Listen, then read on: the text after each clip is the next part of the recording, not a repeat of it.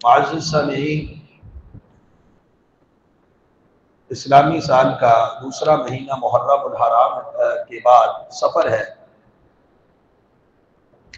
اور سفر کے مہینے میں بھی ہمارے ہاں بہت زیادہ توہمات اور اعتقادی کمزوریاں پائی جاتی ہیں، اور پھر جہاں اعتقادی کمزوریاں ہیں سفر کو منحوس سمجھنا، سفر کے خصوصاً پہلے 13 دنوں کو 13 دنوں کہتے ہیں، ان میں شدید قسم کی نحوست اور یہ نظریہ رکھنا کہ ان میں بلیات، مصائب اور تکالیف جو ہیں وہ نازل ہوتی ہیں۔ کسی کام کی ابتدا نہ کرنا، کوئی کاروبار یا کوئی شادی بیاہ یا کوئی اور ایسا معاملہ وہ پہلے 13 دنوں میں یا سفر کے پورے مہینے میں شروع ہی نہ کرنا، اس میں نحوست ہوگی۔ یہ سارے کام جاہلیت کے ہیں، اس کا اسلام کے ساتھ، دین کے ساتھ، علم روشنی کے ساتھ کوئی تعلق نہیں۔ اور پھر ان کے رد کرنے میں نا بعض لوگوں نے سفر کو سفر المظفر کہہ دیا، کامیابی والا مہینہ، حالانکہ اس کا ثبوت بھی نہیں۔ ایک طرف نحوست کا نظریہ اور دوسری طرف سفر کو کامیاب ترین قرار دے دیا، یا سفر الخیر کہہ دیا، یہ خیر کا سفر ہے۔ تو یہ مشرکین مکہ کا اور عرب کے جاہل بدوؤں کا یہ عقیدہ تھا کہ سفر کا مہینہ منحوس ہے، وہ اس میں کوئی کام نہیں کرتے تھے، اور پھر اس طرح کی دیگر بہت ساری وہ نحوستیں لیتے تھے، بدفعلی کا شکار تھے، جس کی اسلام نے، رسول اللہ صلی اللہ علیہ وسلم نے تردید فرمائی۔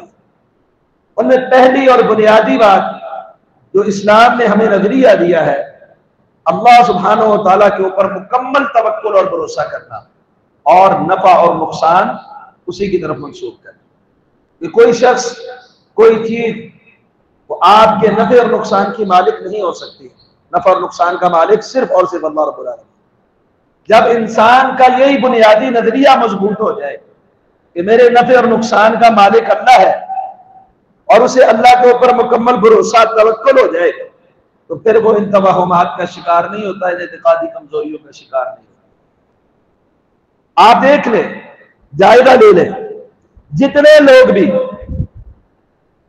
توہمات کا شکار ہیں، برے فعل لیتے ہیں، اس طرح کی چیزوں کو منحوس سمجھ کر کچھ دنوں کو، کچھ مہینوں کو، کچھ چیزوں کو وہ اپنے لیے منحوس گردان کر وہ کام نہیں کرتے، اور ہر وقت ٹینشن اور پریشانی کا شکار رہتے ہیں کہ نقصان ہو جائے گا، تکلیف ہو جائے گی، اگر یوں کیا تو یہ ہو جائے گا۔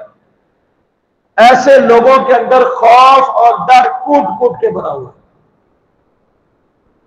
کہ ہر وقت وہ پتھر سے بھی ڈریں گے، نیلی پیلی جھنڈیوں سے بھی ڈریں گے، قبور سے بھی ڈریں گے کہ یہ نقصان نہ پہنچا دے، یہ تکلیف نہ پہنچا دے، یہاں سے ضرر نہ مل جائے مجھے۔ ہر چیز کا خوف ہے۔ جس کے دل میں اللہ کی توحید کمزور ہو جائے اور شرک داخل ہو جائے، پھر وہ اللہ کے علاوہ در در کی ٹھوکریں کھاتا ہے اور ہر چیز سے ڈرتا ہے۔ اور جس کا ایمان، توحید، عقیدہ مضبوط ہو جائے، اس کے دل سے ڈر ختم ہو جاتا ہے۔ وہ اگر ڈرتا ہے تو صرف اپنے اللہ سبحانہ و تعالیٰ سے، کہ جس کے ہاتھ میں حقیقی نفع ہے، حقیقی نقصان ہے۔ دنیا چاہے ساری مل کے بھی نفع نقصان دینے کی کوشش کرے، نہیں پہنچا سکتی، کیونکہ حقیقی مالک اللہ ذوالجلال والاکرام ہے۔ تو مسلمان آج کے دور میں بھی کلمہ پڑھ کے بھی، قرآن کے ہوتے ہوئے بھی، سنت کی تعلیمات کے ہوتے ہوئے بھی وہی کام ہمارے اکثر جاہلیت کے طرز پر کرتے ہیں جو عرب کے پرانے بدو کرتے تھے اسلام کی تعلیم آنے سے پہلے، وہی جاہلیت کے کام۔ تو اللہ سبحانہ و تعالیٰ نے سورہ یونس سورہ نمبر 10 کی آیت نمبر 106 اور 107 میں فرمایا۔ قرآن مجید میں اس مضمون کی بڑی تفصیل ہے، بہت سارے مقامات پر ہے، سورہ مائدہ کے اندر بھی ہے، دیگر کئی سورتوں کے اندر بھی اللہ سبحانہ و تعالیٰ نے اس مسئلے کو واضح بیان کیا ہے کہ کوئی بھی نفع نقصان کا مالک نہیں، بلکہ رسول اللہ صلی اللہ علیہ وسلم سے اعلان کروایا، قُلْ لَا أَمْلِكُ لِنَفْسِي نَفْعًا وَلَا ضَرًّا، میں اپنی جان کے نفع اور نقصان کا مالک بھی نہیں ہوں، اپنی جان کے نفع نقصان کا مالک بھی نہیں ہوں۔ تو اللہ تعالیٰ فرماتے ہیں سورہ یونس آیت نمبر 106 اور 7 میں وَلَا تَدْعُوا مِن دُونِ اللَّهِ مَا لَا يَنْفَعُكَ وَلَا يَضُرُّكَ، اور یہ جتنے بھی مشرکین ہیں نا، لات، عزا، منات، بد، سوا، یغوث، یعوق، نصر کے پجاری، ان کا پیچھے بیسک عقیدہ اور نظریہ یہ ہوتا ہے ہمیں نفع پہنچائے گا یا نقصان پہنچائے گا، اگر نہیں کیا تو نقصان پہنچائے گا۔ تو فرمایا کہ آپ نہ پکارے اللہ کے علاوہ ایسی ہستیوں کو، چاہے وہ ہستیاں زندہ ہوں، چاہے وہ مردہ ہوں، چاہے وہ نیک ہوں، چاہے وہ بد ہوں، چاہے کوئی بھی ہے، اللہ کے علاوہ ہر چیز، ہر وہ چیز جو اللہ نہیں ہے وہ اللہ کے علاوہ ہے۔ ہمارے لوگ ان آیات کے اندر بھی توڑ موڑ کرتے ہیں نا، جب من دون اللہ کا لفظ آ جاتا ہے تو وہ کہتے ہیں جی ہم من دون اللہ سے مراد بت ہے، کہ بتوں کو نہ پکارو، ولیوں کو پکارو، قبروں والوں کو پکارو، فلاں کو پکارو، فلاں کو پکارو۔ من دون اللہ کا لفظ بے معنی اور بے وقت رہ جاتا ہے کہ اللہ کے علاوہ، جب قرآن کہتے ہیں اللہ کے علاوہ نہ پکارو جو تمہارے نفع نقصان کے مالک نہیں، تو کہتے ہیں صرف بت ہے اللہ کے علاوہ، باقی اللہ کے علاوہ ہستیاں پکار سکتے ہو، تو قرآن کا یہ مفہوم بن سکتا ہے؟ کسی صورت بھی نہیں بن سکتا۔ یہ ابھی موقع نہیں ہے تفصیل کا، ورنہ اللہ تعالیٰ نے عیسیٰ علیہ السلام کو من دون اللہ کہا ہے۔ اتخذوا احبارهم ورهبانهم اربابا من دون اللہ والمسیح ابن مریم، ان کے احبار و رہبان، پیر اور مولوی اور عیسیٰ علیہ السلام کو انہوں نے رب بنا دیا۔ کب؟ من دون اللہ۔ من دون اللہ وہ ہے جو اللہ نہیں ہے، اللہ کے علاوہ۔ تو یہاں اللہ تعالیٰ فرماتے ہیں وَلَا تَدْعُوا مِن دُونِ اللَّهِ مَا لَا يَنفَعُكَ، آپ اس ایسی ہستیوں کو نہ پکاریں اللہ کے علاوہ، کسی بھی ہستی کو۔ اور ایسی ہستیاں، یہ ہستیاں کون ہیں؟ لا ينفعُكَ ولا يضرُّكَ، نہ یہ آپ کو نفع دے سکتی ہے نہ آپ کو نقصان دے سکتی ہے۔ وَإِن فَعَلْتَ، اگر آپ نے ایسا کر لیا، فَإِنَّكَ إِذًا مِّنَ الظَّالِمِينَ، آپ ظالموں میں سے ہو جائیں گے، آپ ظالم ہو جائیں گے۔ ظلم کیا ہے؟ وضع الشیء فی غیر محلہ، ایک چیز کو اس کے اصل محل سے ہٹا دینا۔ تو نفع نقصان کا مالک کون ہے؟ اللہ۔ کسی اور میں نفع نقصان اگر آپ نے مان لیا تو آپ نے بہت بڑا ظلم کیا، کہ جو اللہ کا حق تھا وہ آپ نے کسی اور کو دے دیا۔ پکارنا کس کا حق ہے؟ اللہ کا۔ اگر آپ نے کسی اور کو پکارا غائبانہ طور پہ تو یہ بہت بڑا ظلم ہے۔ اس لیے کہا ان الشرک لظلم عظیم۔ تو فرمایا کہ آپ ظالموں میں سے ہو جائیں گے۔ پھر آگے وہ نظریہ دیا، یہ ایک مسلمان کا بنیادی عقیدہ اور اعتقاد ہے، اس پر اس کو مضبوط رہنا چاہیے کہ اللہ سبحانہ و تعالیٰ کا کلام میری کس بنیاد کے اوپر تربیت کر رہا ہے؟ وَإِن يَمْسَسْكَ اللَّهُ بِضُرٍّ فَلَا كَاشِفَ لَهُ إِلَّا هُوَ، اگر اللہ آپ کو کوئی ضرر پہنچانا چاہے نا، اللہ کے علاوہ اس کو کوئی ہٹانے والا۔ ایک شخص کے لیے اللہ نے لکھ دیا اس کو میں نے اولاد نہیں دینی، دنیا کائنات مل جائے اس کو اولاد نہیں دے سکتی، شفا نہیں دے سکتی، ساری دنیا کا چکر لگائے رزق نہیں دے سکتی۔ اللہ جسے ضرر چھوٹا یا بڑا دینا چاہے، اس ضرر کو ہٹانا صرف اللہ کے اختیار میں ہے، کائنات ساری مل کر ہی ہٹا سکتی۔ فَلَا كَاشِفَ لَهُ إِلَّا هُوَ، کوئی ہٹانے والا نہیں ہے مگر وہی۔ یہ ہمیں تو ہو بھی جو ہے نا صرف ورد کے لیے سکھایا گیا ہے، اللہ ہو کے در میں لگاؤ، یہاں ہو ایک ضمیر ہے۔ فَلَا كَاشِفَ لَهُ، کوئی نہیں ہٹا سکتا اس ضرر کو، الا مگر ہوا، وہی کون؟ جس نے یہ ضرر دیا ہے، اللہ۔ وَإِن يُرِدْكَ بِخَيْرٍ، اللہ اگر آپ کے ساتھ خیر کا ارادہ فرما لیتے ہیں، وَإِن يُرِدْكَ بِخَيْرٍ، اللہ خیر کا ارادہ کرنا چاہتے ہیں، اولاد دینا چاہتے ہیں، رزق دینا چاہتے ہیں، عہدہ دینا چاہتے ہیں، منصب سے قوت، جمال، حسن، دنیا جہان کی کوئی بھی نعمت اللہ آپ کو دینا چاہتے ہیں، وَلَا رَادَّ لِفَضْلِهِ، ساری کائنات مل کے اللہ کے اس فضل کو روٹا نہیں سکتی، وہ مل کے ہی رہے گا۔ یصیب بہ من یشاء من عبادہ، اللہ اپنے بندوں میں سے جنہیں چاہتا ہے اپنا فضل عطا فرما دیتا ہے، اور وہ بخشنے والا مہربان ہے۔ نماز پڑھ کے وہ جو دعا پڑھتے ہیں، اللہم لا مانع لما اعطیت ولا معطی لما منعت، اللہ جو تو دینا چاہے کوئی روک نہیں سکتا، تو روک دے تو کوئی دے بھی نہیں سکتا۔ یہ بنیادی بیسک عقیدہ مضبوط کر لیں۔ قرآن مجید کی بہت ساری آیات میں کہ نفع اور نقصان کا مالک اللہ ہے۔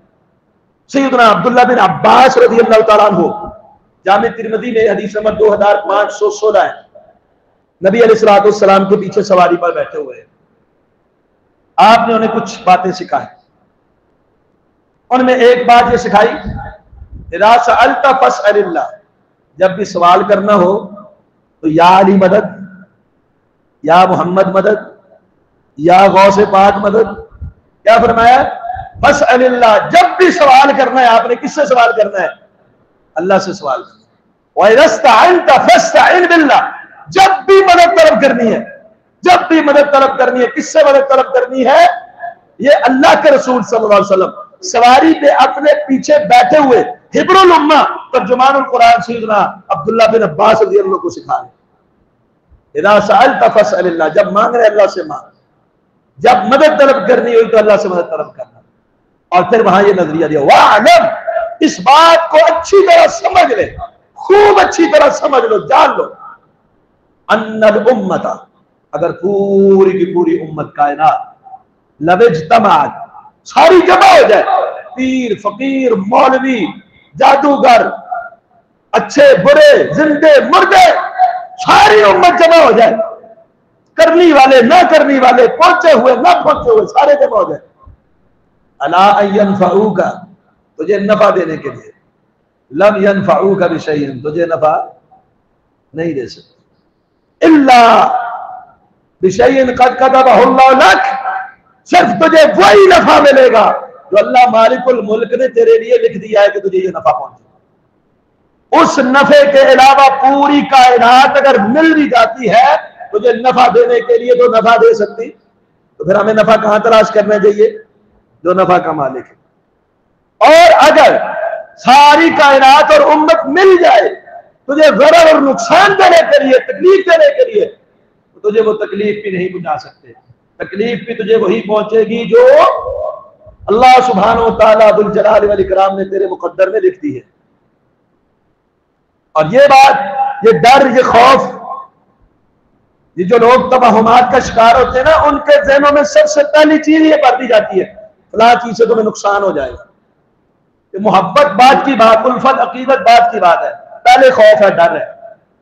اس قبر کے ٹہنی نہ توڑنا، مر جاؤ گے. یہاں پہ اگر نذرانہ نہ چڑھایا یہ ہو جائے گا.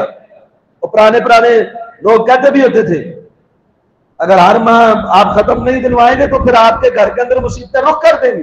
پہلے خوف، پہلے ڈر ڈال دیا.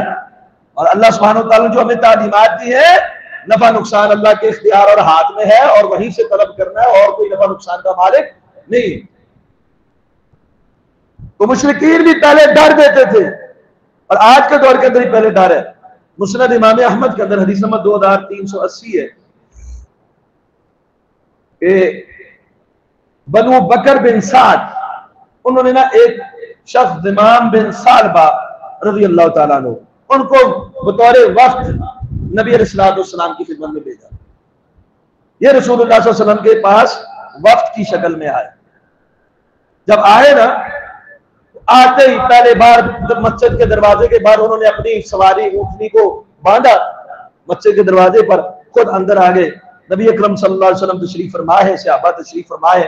آتے ہی انہوں نے سوال کیا، اینا ابن عبد المطلب، عبد المطلب کا بیٹا کون ہے، کہاں ہے؟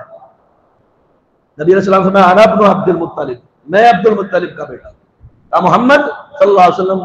ہاں جی میں محمد صلی اللہ علیہ وسلم. کہتے میں آیا ہوں آپ کے پاس، آپ سے میں نے کچھ سوالات کرنے ہیں، لیکن معذرت کے ساتھ میں سوالوں میں تھوڑی سختی کروں گا، سخت طریقے سے پوچھوں گا، آپ نے محسوس نہیں کرنا. نبی علیہ السلام نے فرمایا جو چاہے کر لو سوال. تو انہوں نے پہلا سوال یہ پوچھا کہ آپ کو میں اللہ کی قسم دے کر کہتا ہوں. اب یہ مسلمان نہیں تھے، یہ بنو بکر کے وقت کی صورت میں نبی علیہ السلام سے حالات دریافت کرنے کے لیے آئے. تو آتے ہی انہوں نے یہ سوال کہ سختی کروں گا، آپ نے محسوس نہیں کرنا، سخت لہجے میں پوچھنے والا ہوں میں سوال. تو پہلا سوال یہ پوچھا کہ میں آپ کو اللہ کی قسم دے کر یہ سوال کرتا ہوں، اس اللہ کی قسم دیتا ہوں جو میرا، آپ کا، آپ سے پہلے اور آپ کے بعد والے سارے لوگوں کا وہ معبود ہے. اللہ بعث الینا رسولا، کیا اللہ نے اللہ بعث الینا رسولا، کیا اللہ نے آپ کو ہماری طرف رسول بنا کے بھیجا ہے؟ آپ سچ کہتے ہیں کہ اللہ نے آپ کو واقعی رسول بنایا؟ نبی علیہ السلام نے ہاں اللہ کی قسم مجھے اللہ نے اپنا پیغمبر اور رسول اور قاصد بنا کر بھیجا ہے۔ کہنے لگے اچھا؟ پھر کہتے ہیں کہ میں آپ کو اللہ کی قسم دیتا ہوں جو آپ کا معبود ہے ہمارا معبود ہے، ہم سے پہلوں کا بعد والوں سب کا معبود ہے، کیونکہ اللہ کو مشرکین مکہ بھی مانتے تھے نا کہ اللہ ہی خالق مالک ہے۔ اس اللہ کی قسم دے کر کہتا ہوں کہ اللہ سبحانہ و تعالیٰ نے ہی آپ کو اللہ ہمارا کا، اب دیکھیں نبی علیہ السلام کی جو دعوت تھی نا وہ پھیلی ہوئی تھی، اسی لیے یہ پوچھنے آئے کہ اللہ نے آپ کو یہ کام یہ دعوت دے کر بھیجا ہے کہ اللہ ہمارا کا ان نعبدہ وحدہ لا نشرک بہ شیئا، کہ اللہ نے آپ کو یہ حکم دیا کہ صرف اللہ کی عبادت کرے اور اس کے ساتھ کسی کو شریک نہ ٹھہرائے۔ نبی السلام فرمایا ہاں اللہ کی قسم اللہ نے ہی یہ مجھے حکم دیا۔ ابھی یہ مسلمان نہیں ہے، توجہ فرمائیے گا، اپنے قبیلے کی طرف سے حالات دریافت کرنے کے لیے آئے ہیں اور ان کو پتا ہے کہ رسول اللہ صلی اللہ علیہ وسلم دعوت کیا دے رہے ہیں اور ہمارے مسلمانوں کو نہیں پتا۔ نبی علیہ السلام کی دعوت مشہور کیا ہے؟ پہلا سوال کہ آپ اللہ کے رسول، کہا ہاں۔ دوسرا سوال کیا اللہ ہی کا یہ حکم ہے کہ عبادت صرف اور صرف میری ہوگی، کسی اور کی عبادت نہیں ہے، اس میرے عبادت میں کسی کو شریک نہیں ٹھہرانا؟ نبی صلی اللہ علیہ وسلم ہاں یہی اللہ کا حکم ہے۔ پھر کہتے ہیں اسی طرح سوال پوچھا کہ اللہ نے، میں آپ کو اللہ کی قسم دیتا ہوں جو آپ کا معبود سب کا معبود ہے، اس نے آپ کو کہا ہے کہ ہم نے 5 نمازیں پڑھنی؟ ہاں اس نے ہمیں اسی نے کہا، اسی کا حکم کہا، اس نے کہا ہے روزے رکھنے رمضان کے؟ جی ہاں۔ کیا اسی اللہ کا؟ اسی طرح قسمیں دے کے ہر سوال میں قسم ہے۔ اور پھر حج کا یہ ساری باتیں پوچھ لی، پوچھنے کے بعد کہتے ہیں کہ اگر اسی اللہ سبحانہ و تعالیٰ نے آپ کو بھیجا ہے تو میں گواہی دیتا ہوں کہ اللہ کے علاوہ کوئی عبادت کے لائق نہیں اور آپ اللہ کے رسول ہیں۔ مسلمان ہو گیا کلمہ پڑھ کے اور کہنے لگا یہ جو آپ نے مجھے احکام بتائے نا کہ یہ اللہ کے حکم ہے، اللہ کی قسم ان میں کمی پیشی نہیں کروں گا۔ ایک مسلمان کا یہ عقیدہ ہونا چاہیے، حکم وہ جو اللہ نے دیا اپنے پیغمبر کے ذریعے جو سکھا دیا اور اس میں اپنی طرف سے کسی کمی پیشی کی گنجائش آئی نہیں، میں نے نہیں کرنی۔ نبی علیہ السلام نے فرمایا اگر یہ سچ کہتا ہے نا کہ اس میں کمی پیشی نہیں کرے گا، جو کہ کہا جائے گا وہی مانے گا، تو یہ جنت میں داخل ہوگا۔ اب یہ واپس چلا، امام بن ثعلبہ رضی اللہ تعالیٰ عنہ واپس چلے، اب تو صحابی ہو گئے، مسلمان ہو گئے، اور اپنے قبیلے کے پاس آئے۔ آتے ہی جو پہلا جملہ بولا نا وہ کیا بولا؟ بئست اللات والعزى، لات عزا کا برا ہو ستیہ ناس، ہم کن چیزوں کے پیچھے پڑے رہے، ان کی عبادت کرتے رہے، بئست اللات والعزى۔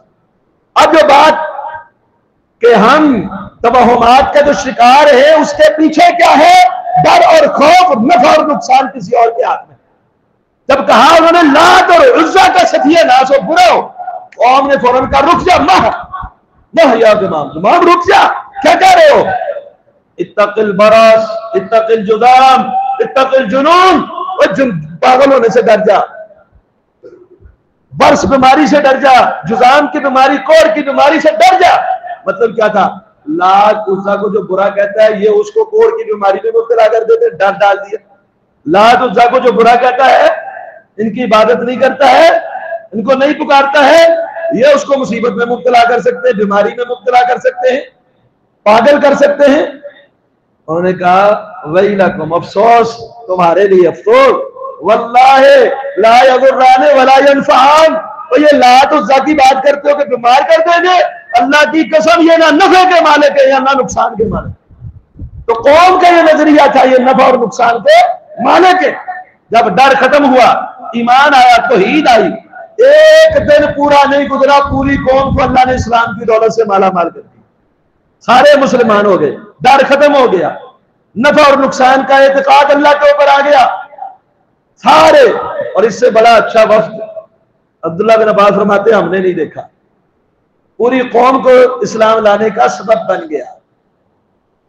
تو یہ جو مشرکین مکہ تھے یہ ان کے دلوں کے اندر ڈر تھا، جو آج ہمارے دلوں کے اندر ڈر ہے، درخت سے بھی ڈرتے ہیں، جھنڈا جہاں آپ لگا دے، دھاگے باندھ دے، کپڑے لٹکا دے، وہ درخت معزز بن جاتا ہے، اس کی ٹہنی کو نہیں توڑتا۔ کسی قبر کے اوپر کسی بغیر کسی مدفون کے کسی قبر کو بنا کے اگر آپ اوپر جھنڈے اور چادریں چڑھا دینا، ہر کوئی اس سے ڈرے گا. کسی پتھر کے ساتھ کوئی بھی اس طرح کی حرکات کر کے اس کو سامنے کر دے لوگ اس سے ڈرتے ہیں. جو پہلا کام ہی ڈر اور خوف ہے. ڈر اور خوف کے بعد پھر ان کو پکارا جاتا ہے, پھر ان سے شفائیں لی جاتی ہے, ان کی عبادات کی جاتی ہے. تو یہ ڈر اللہ نے ختم کیا. فرمایا وَإِن يَمْسَسْكَ اللَّهُ بِضُرٍّ فَلَا كَاشِفَ لَهُ, اللہ تمہیں تکلیف دے کوئی نہیں ہٹا سکتا, نہ یہ قبریں, نہ یہ پتھر, نہ یہ درخت, نہ یہ لات عزا, اور نہ کوئی بعد والے, نہ پہلے والے. اور اگر اللہ خیر دے دے ساری کائنات مل کے اس کو روک نہیں سکتی. اور یہی تعلیم رسول اللہ صلی اللہ علیہ وسلم نے بھی دی ہے. تو انہوں نے جب اب یہ جو سفر کے حوالے سے جامع صحیح البخاری میں حدیث ہے 5707, نبی اکرم صلی اللہ علیہ وسلم نے مشرکین کے اندر جو توہمات مشہور تھے, جو ان میں سے ایک سفر کے حوالے سے بھی تھا, ان کی تردید فرمائی. آپ فرماتے لا عدوى ولا طیارہ ولا ہامہ ولا سفر. پہلی بات, بیماری متعدی نہیں. بیماری متعدی نہیں کا کیا مطلب ہے؟ اب خود کوئی بیماری متعدی نہیں. کسی کے اندر قوت مدافعت کمزور ہو وہ الگ بات ہے. تو آج خود بیماری اللہ کے اذن کے بغیر کسی سے نہیں لگتی, متعدی نہیں ہے. وہ معروف حدیث آپ نے کئی بار سنی ہوئی ہے کہ نبی علیہ السلام نے ایک شخص کو مثال دے کے سمجھایا تھا, اگر اس اونٹ کو دوسرے اونٹ سے خارش لگی ہے تو پہلے اونٹ کو خارش کہاں سے آئے؟ تو لا عدوى, بیماری اد خود بذات خود اس کے اندر تاثیر نہیں ہے, متعدی نہیں ہے, ایک سے دوسرے میں منتقل نہیں ہوتی. ولا طیارہ, دوسری بدشگونی کچھ بھی نہیں ہے. بری فعل, یہ بری فعل طریقے مختلف ہیں, انداز مختلف ہیں. مشرکین مکہ کے اندر بھی تھی, آج ہمارے اندر بھی موجود ہے. تو آپ نے فرمایا کہ اس کا کوئی اس کی حقیقت نہیں ہے بری فعل کی. بری فعل کیا ہوتی ہے؟ بدفعلی کیا ہوتی ہے کہ وہ تو پرندے اڑاتے تھے کوئی کام کرنے سے پہلے, اور پہلے ذہن میں ڈال لیتے تھے یا تیر پھینکتے تھے, اگر یہ دائیں طرف گر گیا یا اڑ گیا تو یہ کام کرنا چاہیے, بائیں طرف گیا تو نہیں کرنا چاہیے. آج کل تو قرآن مجید کے کمپنیوں نے آخری صفحے پہ فعال نامے لکھے ہوئے ہیں, ظلم کی انتہا, جس سے نبی علیہ السلام نے منع کیا اور فرمایا لا طیارہ, اس کی کوئی حقیقت نہیں. یہ جاہل اور مشرک قوموں کا وتیرہ تھا بدفعلی لینا, نحوست بگنا. آپ کمپنیوں نے قرآن کے آخر میں وہ صفحے لگا دیے, آنکھیں بند کر کے آپ کسی پہ انگلی رکھیں, اس حرف کے آگے جو لکھا ہوا ہوگا وہ اچھا ہے یا برا ہے, قسمت کا حال. یہ بری فعل ہے. بدفعلی کی کوئی حقیقت نہیں ہے. ولا ہامہ, ان کے اندر معروف تھا اگر کسی شخص کو قتل کر دیا جائے اور اس کا بدلہ نہ لیا جائے, اس کی روح ایک الو کے اندر ڈال دی جاتی ہے, وہ جنگلوں میں بھٹکتا رہتا ہے جب تک بدلہ نہ لے. تو اللہ کے رسول نے فرمایا اس کی کوئی حقیقت نہیں ہے, یہ روحوں کی منتقلی الوؤں کے اندر اور پھر بدلے کے لیے ابھارنا اس پرندے کا, اس کی کوئی حقیقت نہیں. ولا سفرہ, اور جو اس مہینے کے حوالے سے ہے, اس دور میں لوگ سفر نہیں کرتے تھے, کوئی کاروبار شروع نہیں کرتے تھے, کوئی اس طرح کا اور معاملہ نہیں کرتے تھے اسے منحوس سمجھ کر. آج بھی لوگ, آپ نے سنا نا یہ کام منگل کو نہیں کرنا, کیوں منگل کو منحوس ہوتا ہے. منگل ہر روز, وہ تو ایک مہینے کی بات ہے, یہ ہر منگل کو ہی برا کرے. کہتے منگل کو یہ کام نہیں کرنا. کیوں نہیں کرنا؟ منگل کو یہ کام کریں گے تو کامیابی نہیں ہے, نقصان آ جائے. اور پہلے 13 دن تو سفر کے بہت ہی زیادہ منحوس سمجھے جاتے. اور اسی طرح صرف یہی نہیں, پچھلے مہینہ محرم میں بھی لوگ شادی بیاہ نہیں کرتے شوق کی وجہ سے. سفر کے اندر بھی شادی بیاہ سے کچھ لوگ رکتے ہیں, اور اس کے لیے کچھ وظائف, کچھ نفلی نمازیں اور کچھ بہت کچھ گڑا ہوا ہے. اور بہت ساری من گڑت جھوٹی روایات کی بنیاد پر کہ اس میں اتنی بلائیں, پتہ نہیں کتنے لاکھ بلائیں نازل ہوتی ہیں جو پورے سال میں نہیں نازل ہوتی. سب جھوٹ ہے. کوئی ایک بات بھی سفر کے حوالے سے اس طرح کی رسول اللہ صلی اللہ علیہ وسلم سے یا دین اسلام میں منقول نہیں. تو اللہ کے رسول صلی اللہ علیہ وسلم نے بلکہ فرما دیا ولا سفر, سفر کی کوئی حقیقت نہیں. کیا یعنی سفر کو منحوس سمجھنے سے. عام مہینوں کی طرح جیسے محرم, وہ تو حرمت والا فضیلت کے حوالے سے الگ بات ہے, لیکن کسی کام کے اندر برکت یا نقصان کے حوالے سے جیسے محرم ہے ویسے سفر, ویسے ربیع الاول ہے ویسے ربیع الثانی, اس کی نحوست کا کوئی حقیقت نہیں ہے. تو جو بری فعال لینے والے لوگ تھے نا, آج کل بھی لوگ فلاں کام کرو گے تو یہ ہو جاتا ہے, فلاں کام کرتا ہوں تو یہ ہو جائے گا. رسول اللہ صلی اللہ علیہ وسلم کے دور میں جامع صحیح البخاری میں حدیث نمبر 4742 سے سیدنا عبداللہ بن عباس رضی اللہ عنہ سورہ حج کی آیت نمبر 11 کی تفسیر بیان کرتے ہیں. سورہ حج میں اللہ سبحانہ و تعالی نے فرمایا وَمِنَ النَّاسِ مَن يَعْبُدُ اللَّهَ عَلَى حَرْفٍ لوگوں میں کچھ لوگ کنارے کے اوپر عبادت کرتے ہیں، فَإِنْ أَصَابَهُ خَيْرٌ اطمأنَّ بِهِ، عبادت کرتے ہیں، نیکی کی طرف آتے ہیں، خیر ملے نا، کوئی مال شال مل جائے، کوئی اچانک کوئی اچھی خوشی خبر مل جائے، کہتے ہیں اچھی بات ہے، مطمئن ہو جاتے ہیں۔ اگر کوئی بری خبر مل جائے، اچانک کوئی حادثہ، اتفاقی حادثہ ہو جائے، تو اس کو اس کے ساتھ لگا دیتے ہیں اور ایڑیوں کے بل پھر جاتے ہیں، وہ اعراض کر لیتے، دین سے منہ موڑ لیتے۔ تو سیدنا عبداللہ بن عباس رضی اللہ عنہ شاہد کی تفسیر میں فرماتے ہیں کان الرجل یقدم المدینہ، مدینے میں کوئی اس طرح کا منافق ٹائپ آدمی آتا اور اسلام کو قبول کر لیتا، جب اسلام قبول کرتا اس کی گھوڑی یا اس کا جانور بچہ جنم دیتی، وہ کہتا ھذا دین صالح، یا اس کا بیٹا پیدا ہوتا کہتا ھذا دین صالح، یہ نیک دین ہے بھائی، میں نے تو اسلام قبول کیا، مجھے اللہ نے بیٹا دے دیا۔ اور اگر وہ گھوڑی پیدا ہو جاتی یا بچے کے بجائے بیٹی پیدا ہو جاتی، کہتا ھذا دین سوء، یہ تو بہت برا دین ہے، میں اسلام قبول کیا، مجھے بیٹی ملی۔ اور اتفاقی حادثات کو وہ ان کے ساتھ جوڑ لیتے۔ تو یہ جتنی بھی چیزیں یہ نحوست میں آتی، برے فعل کے اندر آتی ہے۔ اسی طرح ستاروں کے ذریعے قسمت کا حال معلوم کرنا، نفع نقصان ان میں ستارہ گردش میں ہے یا بندش میں ہے۔ آپ کے اخبار بڑے پڑے ہیں، کچھ لوگ ہاتھ کی لکیروں سے قسمت آزمائی کرواتے ہیں کہ میری قسمت دیکھ کے بتاؤ یہ کام کروں یا نہ کروں، ہاتھ کی لکیریں چیک کرو۔ ستاروں کے ذریعے کچھ لوگ کائنوں، نجومیوں، جادوگروں کے پاس جا کے اپنے مستقبل کے حالات پوچھتے ہیں، جو رسول اللہ صلی اللہ علیہ وسلم نے سختی سے منع فرمایا۔ 2230 نمبر روایت ہے صحیح مسلم میں، من اتی عرافا او کاہنا، عراف کہتے ہیں آئندہ مستقبل کے حالات جاننے کا دعوے دار، کائن، نجومی اور عراف کے بعد جو جاتا ہے فسالہ عن شیء، اور اس کے کسی چیز کے بارے میں پوچھتا ہے کہ یہ کاروبار کروں، اس میں بہتری ہوگی کہ نہیں، یہ شادی کروں، اس میں کامیابی ملے گی کہ نہیں ملے گی، اور میں لم تقبل له صلاة 40 لیلہ، اللہ 40 روز تک اس کی نماز قبول نہیں کرتا۔ یہ توہمات ہیں، اعتقادی کمزوریاں۔ الادب المفرد میں حدیث نمبر 912 ہے، وہ جاہلیت کا کام آج بھی اس امت کے اندر اور لوگوں کے اندر جو حالات کے اندر موجود ہے، کہ سیدہ عائشہ صدیقہ رضی اللہ تعالی عنہا ایک گھر کے اندر گئی، ایک بچہ نومولود ہے، اس کے سرانے پہ اس طرح رکھا ہوا ہے، انہوں نے کہا یہ کیا ہے؟ کہتے ہیں ان سے جو ہے نا مصیبتیں نہیں آتی، یہ ڈراؤنی چیزیں نہیں آتی، جنات وغیرہ نہیں آتے۔ انہیں اٹھا کے پھینک دیا سیدہ عائشہ نے۔ فرماتی ہے کہ رسول اللہ صلی اللہ علیہ وسلم ایسی بری چیزوں کو پسند نہیں کرتے تھے۔ سیدہ عائشہ نے وہاں اس دور میں سمجھایا، ان کی بات کو کتنے لوگوں نے لیا، اور آپ دیکھ لیں کئی نومولود بچوں کے سرانے کے نیچے چھری رکھی ہوتی ہے کہ نہیں رکھی ہوتی، اسے جن نہیں آئے گا جی، چھری پاس رکھنا، چھریاں رکھی ہوتی ہیں وہاں۔ اس کے علاوہ ہمارے جو توہمات ہیں، آنکھ پھڑک جائے، کہتے ہیں جی یہ کوئی خاص بات ہونے والی ہے، آنکھ پھڑکی، اگر آنکھ پھڑکنے کا تعلق اس کے جسم اور وجود کے ساتھ ہے، کوئی اندیشہ نہیں۔ کالی بلی رستے سے گزر جائے، نہیں نہیں نہیں، یہ آگے نہیں جانا، کالی بلی نے رستہ کاٹا ہے، اب بلی بھی سوچتی ہوگی تو نے بھی تو میرا رستہ کاٹا ہے، میں ہی نہ کسی مصیبت کی گرفتار ہو جاؤں۔ تو کالی بلی کے رستہ کاٹنے سے مصیبت میں گرفتار ہونا، کبا منڈیر پہ بولے کیا کہتے جی آج مہمان آئے گا، کبے کو خبر مل گئی ہے۔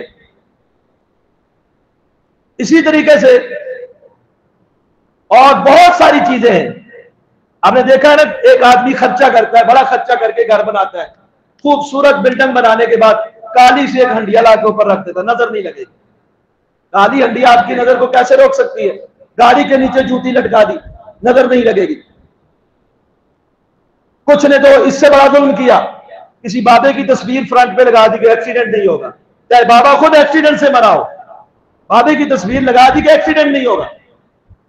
بہت ساری ایسی چیزیں ہمارے اندر موجود ہیں جو توہمات ہے، جہلی نظریات ہے، خود ساختہ گڑے ہوئے توہمات ہے۔ ایک ہی بات ہے ان کے اندر رکھ لینی چاہیے، اللہ کے اوپر توکل اور بھروسہ، اور اللہ سبحانہ و تعالیٰ کے اوپر پورا توکل کے ساتھ ساتھ یہ نظریہ رکھنا کہ نفع اور نقصان کا مالک اللہ ہی ہے۔ مرغی بول جائے تو اس کو ذبح کر دیتے کہ مصیبت آنے والی ہے، تو مرغی نے بانگ کیوں دی ہے؟ مصیبت آئے گی۔ بہت ساری ایسی چیزیں ہیں جو ان سے بچاؤ کے لیے پھر جو طریقے ہیں جو تبرک لینے کے لیے، کالے داغے، چھلے، منکے، جتیاں، کالی ہنڈیاں، بہت ساری چیزیں ایسی کہ یہ نقصان سے ہمیں بچائیں گی، یہ بخار سے ہمیں بچائیں گی، یہ نظر بد سے ہمیں بچائیں گی۔ کچھ لوگ گلیوں سے تنکے چن کے لا کے ان کا دھواں دیتے، جی نظر اتر جائے گی۔ اس سے کیسے نظر اترے گی آپ؟ رسول اللہ صلی اللہ علیہ وسلم نے کہا اس کی کوئی تعلیم نہیں دی۔ بسم اللہ ارقیک من کل شیء یؤذیک من کل نفس عین حاسد اللہ یشفیک، پڑھ کے اللہ سے دعا مانگی۔ یہ کبھی کیا کیا جا رہا ہے اور کبھی کیا کیا جا رہا ہے۔ اور پھر تبرک، یہ جس طرح نحوست نفع نقصان کی بات ہوتی ہے، وہاں برکت کی جب بات ہو تو وہاں بھی لوگ ایسے ہی کرتے ہیں۔ جہاں جس درخت کے ساتھ آگے بڑھے ہوئے وہاں سے برکتیں لینا شروع ہو جاتے ہیں، نمک چاٹنا شروع کر دیتے ہیں، مٹی لینا شروع کر دیتے ہیں کہ یہ مٹی میرے لیے خیر و برکت والی۔ قبروں سے مٹیاں اکھاڑ کے، پتھر اپنے جسموں کے ساتھ مل کے، وہاں کے نمک باروں نے بھی نمک لا کے، نمک سستا ملتا ہے، باہر لا کے رکھ دیا، ہر کوئی چٹکی بھر کے لے جائے کہ برکت آ رہی ہے، خیر آ رہی ہے۔ جو پہلے کی برکت جیب میں ہے وہ گلے میں، اور وہاں سے نمک کی چٹکیاں اٹھائی کہ میرے مال میں برکت آئے گی۔ ڈبے میں کبھی آپ نے نمک وہاں سے اٹھا کے ڈالا ہے کہ اس ڈبے میں برکت آ جائے؟ میرا چندہ دینے کے بجائے ڈبے میں چٹکیاں نمک ڈال دیتا ہوں، وہاں سے اٹھا کے مٹی ڈال دیتا ہوں تاکہ دربار کی جو ہے وہ ترقی بھی اس کے ساتھ ہو جائے نا۔ تو ہمارے ہاں یہ بہت ساری چیزیں ایسی ہے برکت لینے کے حوالے سے بھی۔ رسول اللہ صلی اللہ علیہ وسلم حنین کو جا رہے ہیں، آخری بات کرتا ہوں، جامع ترمذی میں حدیث نمبر 2107 ہے، حنین کو جا رہے ہیں۔ ابو واقد لیثی رضی اللہ عنہ فرماتے ہیں کہ کچھ نئے لوگ بھی تھے، انہوں نے دیکھا کہ مشرکین نے نا ایک درخت کے ساتھ وہ تلواریں لٹکائی ہوئی ہیں، جیسے ہمارے ہاں وہ دھاگے شاگے باندھے ہوتے ہیں نا درختوں پہ، انہوں نے تلواریں لٹکائی ہوئی ہیں کہ اس درخت کے ساتھ جو تلوار لٹکے گی وہ جب جنگ ہم کریں گے نا اس میں بڑی قوت پاور آئے گی اور بڑی برکت آئے گی اس درخت کی وجہ سے۔ انہوں نے کہا اللہ کے رسول اجعل لنا ذات انوات کما لهم ذات انوات، اللہ کے رسول ایسا ایک ذات انوات ہمارا بھی بنائے نا، ہم بھی اپنے اسلحے لٹکایا کریں۔ نبی علیہ السلام نے فرمایا افسوس، یہ کیا بات کہہ دی تم نے؟ موسیٰ علیہ السلام کی قوم نے کہا تھا اجعل لنا الہا کما لهم آلہہ، جیسے ان کا معبود ہے ایسے ہمارا معبود بنا دو، تم نے تو وہی بات کر دی۔ تو یہ درختوں سے تبرک، قبروں سے تبرک، پتھروں سے تبرک، نمک چاٹنا، مٹی ملنا، پتھر ملنا، کڑے، داغے، چھلے، کالی ہنڈیاں، جتیاں، یہ ساری چیزیں ان میں نفع قطعا نہیں ہے۔ اور یہ جو دوسری چیزیں ہیں، یہ کبے بولنے، یہ آنکھ کا پھڑکنا، مرغ کا بانگ، یہ ساری چیزوں کے اندر کوئی نقصان بھی نہیں ہے۔ تو ان توہمات سے اپنے آپ کو بچا کے، اب دیکھیں نا بری فعال مشرکین مکہ کا طریقہ الگ ہے۔ آپ نے دکان کھولی، صبح صبح ایک بندہ ہے جی ادھاری چیزوں نہیں، صبح صبح نہیں، سارا دن ادھار دینا پڑے گا، یہ بری فعال ہے۔ ایک شخص کو آپ نے اس کے صبح چہرہ دیکھ لیا، سارا دن برا گزرے گا، یہ بری فعال ہے۔ اس کے ساتھ برے دن کا کیا تعلق؟ صبح صبح یہ کام ہو گیا، اب سارا دن ہوگا، اس کے ساتھ کیا تعلق؟ تو یہ بری فعال ہے۔ الطیرہ، جس کے بارے میں نبی صلی اللہ علیہ وسلم نے الطیرہ تو شرک، یہ شرک خفیہ ہے کہ آپ نقصان کسی اور چیز کے اندر مان رہے ہیں۔ تو اس لیے یہ ذہن پختہ کر لیجئے، اللہ پر توکل کرنا ہے، وتوکل علی الحی الذی لا یموت، جو موت جسے موت نہیں آتی اس زندہ کے اوپر توکل کرے، اور وہ اگر دینا چاہے کوئی روک نہیں سکتا، وہ روک دے تو کوئی دے نہیں سکتا۔ اللہ سے دعا ہے اللہ میں عمل صالح کرنے کی توفیق عطا فرمائے۔